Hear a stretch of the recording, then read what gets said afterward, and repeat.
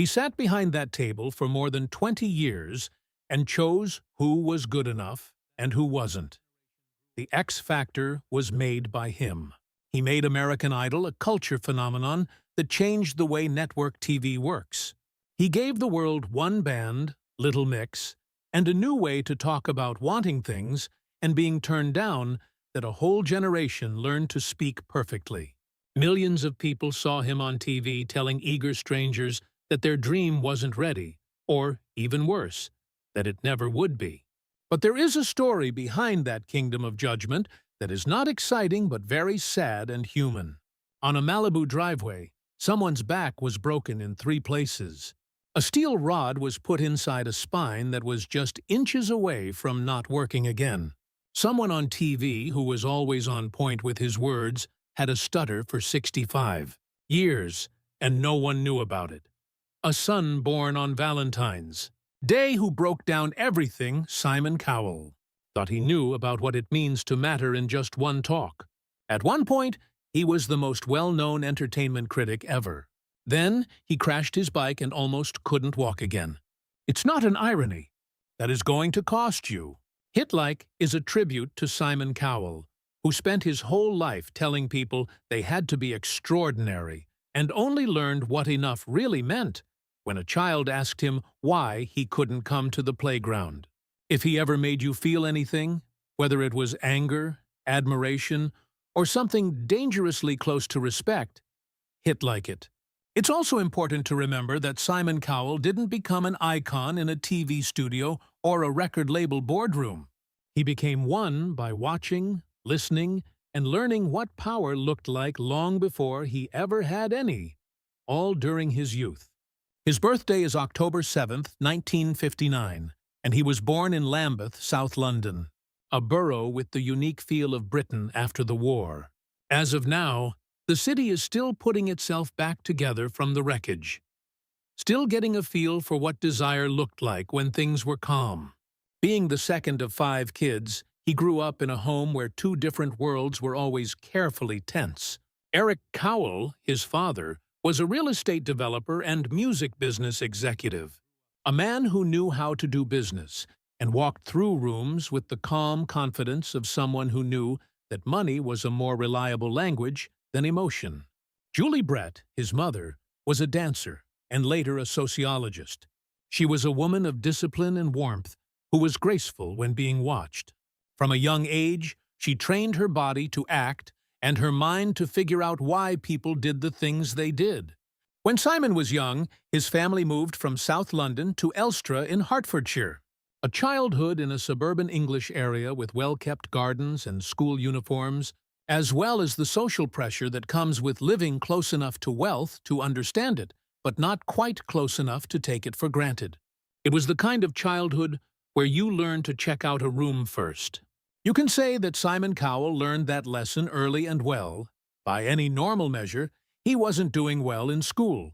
He was bored at school in the same way that kids whose minds are developing faster than what is taught gets dull.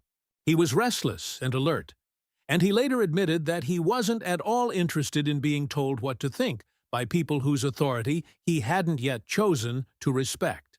He quit school when he was 16 years old. Not kicked out, not failed, just done. He looked at the door and walked through it, which was the most Simon Cowell thing he had ever done. After that, there was a time of careful, unglamorous training in the real world. At EMI Music Publishing, he worked in the mailroom. He looked for other work. Several of them he failed at in the way that driven people fail. Not because they aren't smart enough, but because the speed at which they want to change things doesn't match the speed at which institutions are able to move. His dad got his start in the music business by using his ties. Simon used those ties like a ladder in order to get high enough that he didn't need it anymore.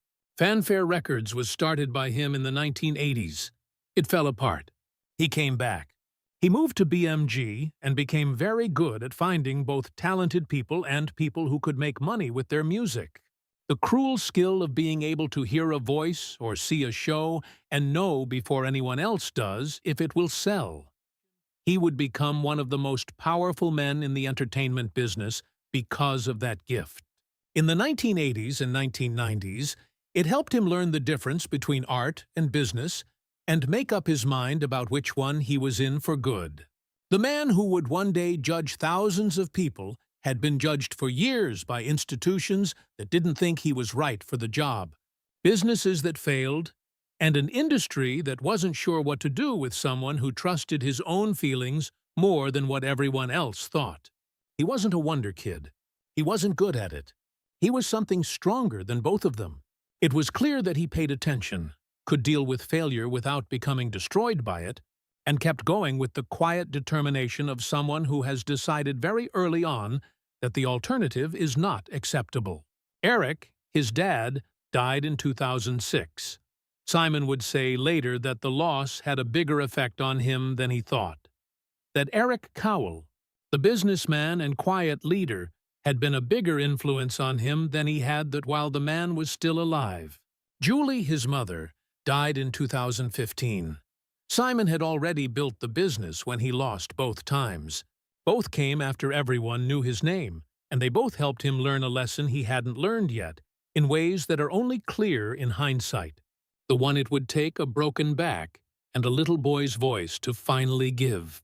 There is a certain kind of confidence that doesn't come from doing well. It happens when you've been through so many failures that no longer fear them. Before Simon Cowell walked into the room that would change everything, he had built and lost a record label, racked up debt that would have put off a less sure man forever, and been on the wrong side of the closed doors of the industry for long enough to know what they were made of. He wasn't scared of the music business. He had learned from it in the harshest and most expensive way possible. He co-founded Fanfare Records in the mid-1980s, and the label had one big hit before it went out of business. Sunita's So Macho, which came out in 1986. In the UK, it was the #1 single. In the grand scheme of Simon Cowell's career, it was also proof that his feelings about commercial music were not just ideas. They did their job. The instinct lived on, but not the name.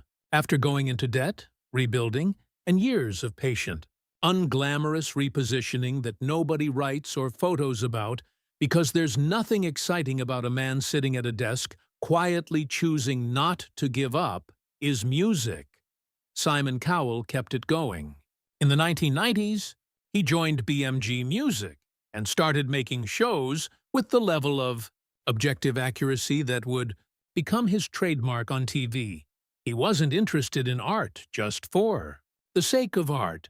He was interested in what a person heard on the radio in their car at 7 a.m. and wanted to hear again right away. A lot of popular bands in the UK came from following their gut.